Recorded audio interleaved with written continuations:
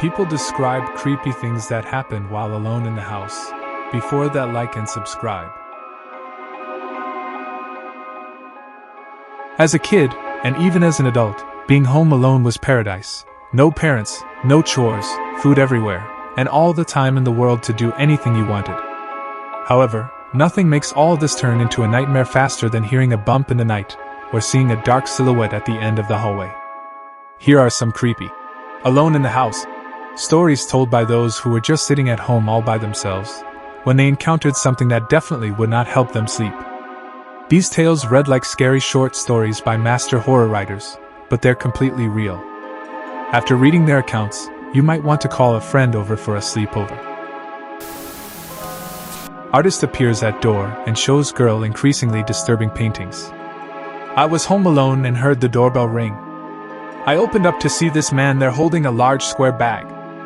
He starts talking about how he's an artist and is opening up a gallery soon, so he wanted to sell a couple paintings for a lower price to drum up interest or whatever.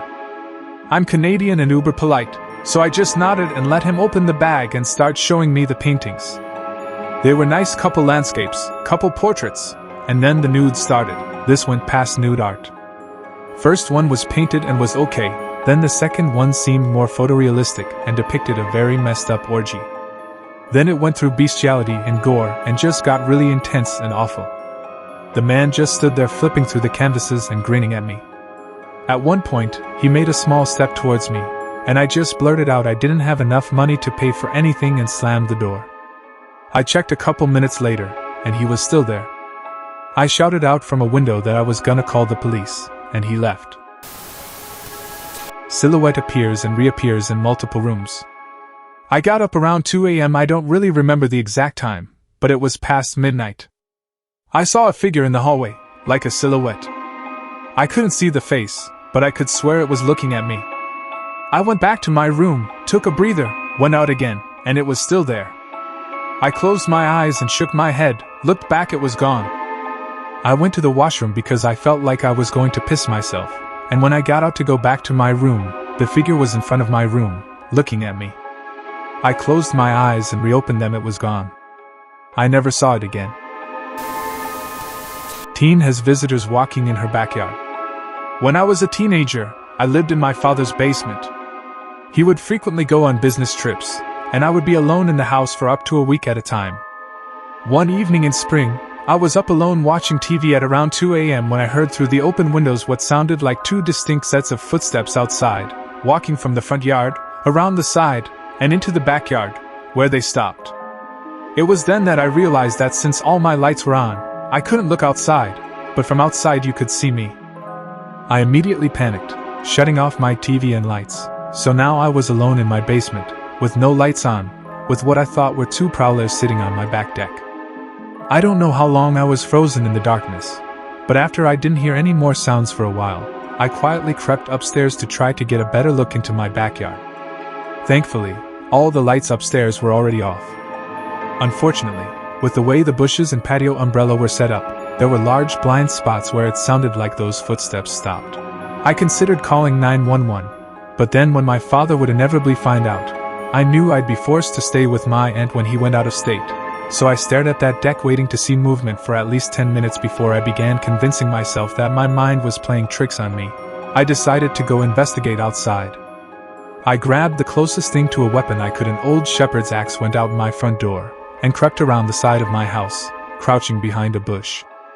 I finally mustered the courage to swing the axe into the bush and shout out, "Hey!" Nothing would happen, right? No one would be there, and I'd have a good laugh, albeit an embarrassed one, when I realized I was just being paranoid. Instead, I immediately heard the sound of deck chairs scraping on wood, and two sets of human footsteps running off into the opposite direction. My heart stopped. I felt like I blacked out for a second from the adrenaline rush. I ran back around the side of my house in the direction I came. What was I to do? There was no time to think. I made it to my front door, swung it open, rushed inside, slammed it shut, and stood there in the darkness, practically hyperventilating. I stared out into the street, waiting to see someone leaving the property, but no one did. It was then that I realized that now, I wasn't safe inside my house like I thought I would be. I was trapped. I ran out the front door into the middle of the street where I could scream if I saw someone. Surely by now I should have called the cops, but I wasn't thinking clearly anymore, if I ever was. Now I was facing my house, but I still didn't see anyone, so I glanced to the left down the street. Nothing. Then I looked right. 2 male figures were walking away from me, a block and a half down the street. Just as soon as I noticed them, they turned left at the T-junction onto the main road and disappeared out of sight. For some reason, I ran after them, and when I turned that corner, no one was there. There should have been nowhere to go, and they would have only made it about a half block if they were just walking. They must have had a car waiting there. I was 13. Boy sees tall, thin man trying to open back door. When I was about 10 years old, I was at home when my mom went to the shops. I had been in the sitting room watching television before deciding I wanted a drink and headed to the kitchen. From the door of the kitchen, I saw the tall, thin outline of a man outside of my back door and could see the doorknob turn.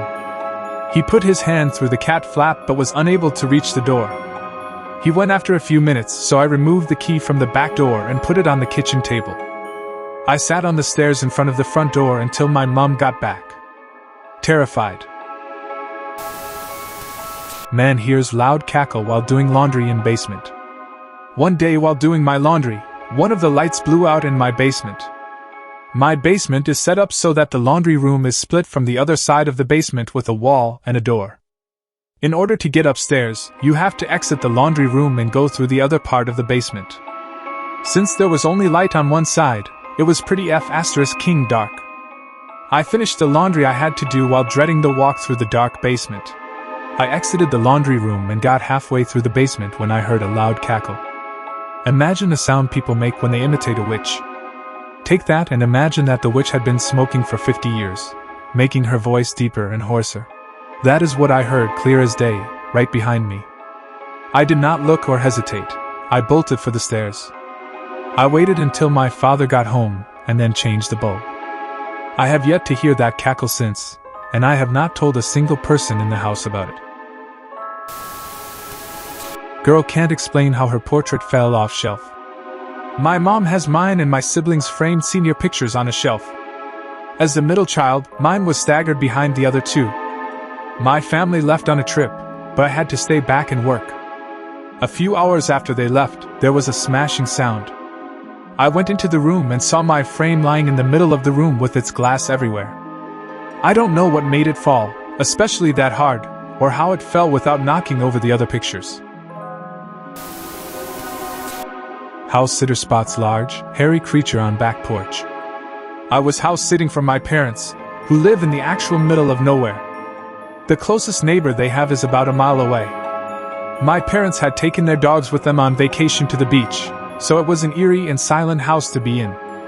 It was the kind of quiet where you wouldn't want to turn off the TV, or you would be faced with nothing but the eerie sound of your breath and footsteps. On one completely pitch black night, void of any moon, I stepped onto the back porch for a quick smoke before bed. As I reached the bottom of the steps, I pulled out a cigarette from the pack and fumbled for my lighter. As I flicked the wheel, the glow of the small flame briefly lit up my surroundings. In that split second of brief illumination, it became apparent I was not alone. In the few seconds it took my brain to process the dimly lit image, I realized that I had just momentarily seen some massive brown-haired, four-legged beast eating from one of the dog's bowls by the steps leading from the porch into the house, and I do mean massive. Twice the size of me, at least. Covered in some dirty brown human-like hair from front to back. I didn't make out its head, but I knew from the glimpse of its torso that it was something I've never seen in the wild. As I stood there in fear from what was standing not 3 feet away from me, unseen in the blackness of night, it lets out some kind of deep guttural grunt and plows off into the woods, shaking the porch as it runs away, leaving me scared and shaking in the pitch-black dark with a still unlit cigarette hanging from my mouth. Needless to say, I ran inside, turned on every light, and hid in the most interior room of the house, like any grown adult man would. My brain couldn't process what it might be, but my imagination was filling in all the blanks with whatever scary beast could be lurking out in the woods just a few feet from my parents' back door, waiting to eat the sh*t out of me. A couple weeks later, I finally found out there was some reports that some of those giant feral pigs had moved on to my parents' land. No giant scary monster thing. Just some overgrown hairy pig looking for a meal. Teen repeatedly hears voice saying someone is in the house. I was in middle school, and my parents were out. I put in a new CD I hadn't listened to yet. I fall asleep on the couch. I wake up to someone loudly whispering, "There's someone in your house." Repeatedly. It was just one of those stupid, hidden tracks on the CD that played after a half hour of silence, but I don't think the cats ever recovered from the noises I made waking up to that, not knowing where the F***ck the noise was coming from.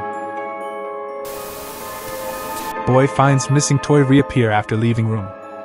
I remember a while back, when I was around 11 or 12 years of age, I was looking for my Nintendo DS.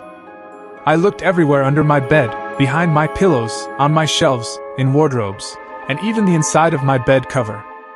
I completely took off my bed covers, which were white, compared to my black DS, which would have been easily visible. I looked everywhere. I was pretty annoyed, and aloud I said, "Ugh, I can't believe I've lost it again." I then quickly went to the toilet. I was no longer than 60 seconds. I came back into my room and saw my DS opened, right in the center of my bed. I was spooked to say the least. All I could muster was a timid, "Thank you," to whoever found my DS for me. Man sees dark figure at end of hallway. Woke up around 2 a.m. to use the restroom, and I looked down the hallway and saw some figure standing in my kitchen. I looked away and looked back, and it was gone. I almost didn't have to use the restroom because I about pissed myself. Child hears someone whistling from living room. My dad loves to whistle, something I do a lot too. When he comes home, I often know it because he mostly enters the house whistling. Anyway, I was alone in the house in my room. I can't remember where the rest of my family was, but I know I was waiting for my dad to arrive home from work first. I was doing something on the computer, and I heard whistling in the living room. I figured I just didn't hear the door opening. The whistling continued, and after a while I got up to go say hello. Yeah, nobody there. Door locked, gate locked. The whistling stopped when I was on my way from my room to the living room, though. Young boy hears door unlock and footsteps in kitchen. When I was a young kid, I was home alone while my mom took my sister to school. After about 15 minutes, I heard the front unlock, door open, and footsteps. They went into the kitchen but were very slow and heavy footsteps. I assumed it was my mom but thought it sounded weird for her. Normally, she calls out when she gets home, and she's a slim woman. This sounded like a big-built guy with boots on. So I called out and the footsteps stopped. Dead silence. I freaked out and grabbed our dog from outside and hid in a corner. A short while later, my mom really did come home, and I told her about it and that I didn't hear them leave. However, the door was still locked. The windows were locked, and there wasn't a single sign anyone had entered. Not even a mark on the carpet from a shoe. To this day, I have no idea what happened.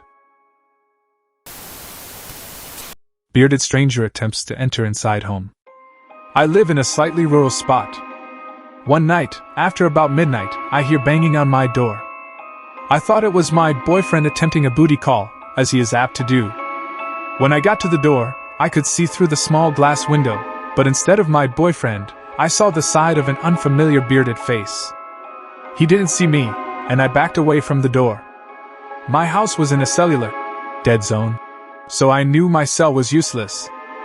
I grabbed the landline next to my bed to call 911, but the line was dead. It was just like a horror movie, where the killer cuts the phone line. Meanwhile, the guy was still pounding away and slurring, "Let me in." I grabbed the biggest chef knife I own, which is pretty F***ing big, and locked myself in the bathroom.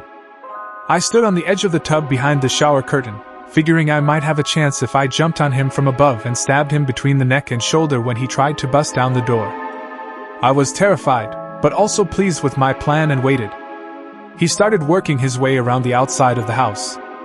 I could hear him sliding his hands along the siding and banging his fists against the walls.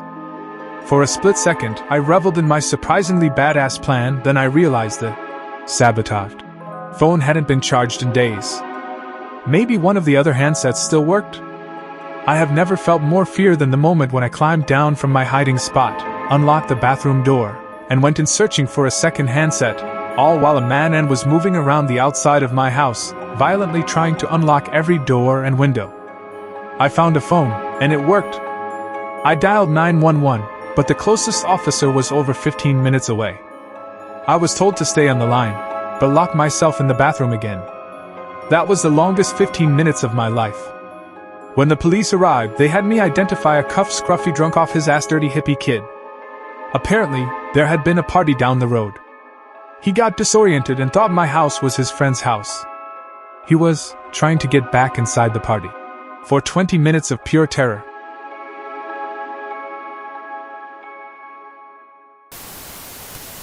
Girl finds creepy note, then encounters the writer in her room.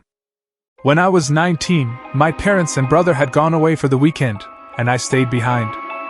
I had had a pretty rough night and was very drunk. I pulled a Britney Spears move and cut off all my long hair, drunkenly thinking to reinvent myself, because I was moving away for university the following week. When I finished rinsing the fresh cut hair off of my neck in the shower, I left the bathroom to find a note in the hallway that said, "I was going to leave you a note, but I see that you are here." Naturally, I was walking around my house naked as I thought I was alone, but when I opened the door to my room, there was a guy with his hair in his face standing in the middle of the room grinning at me. I freaked out and screamed bloody murder, as one tends to do when they're a naked 19-year-old girl encountering an unexpected stranger in their empty house at 2:30 a.m., until I recognized him. It was this boy I had dated in my first year of high school 3 years previously for 2 weeks until he ran away from home. It turns out he had heard I was moving away and just wanted to talk. He didn't hurt me or threaten me in any way other than breaking into my house in the middle of the night. He handed me some clothes from my bed, and we chatted until he eventually left. I found out 2 years later that he's been institutionalized with schizophrenia. Girl hears another voice while recording her sleep talking. I have the Sleep Talk Recorder app on my phone. Basically, it only records when it hears sounds, so when you wake up, you have a bunch of 8 to 20 second sound clips. Usually they're the sound of me rolling around in my sleep.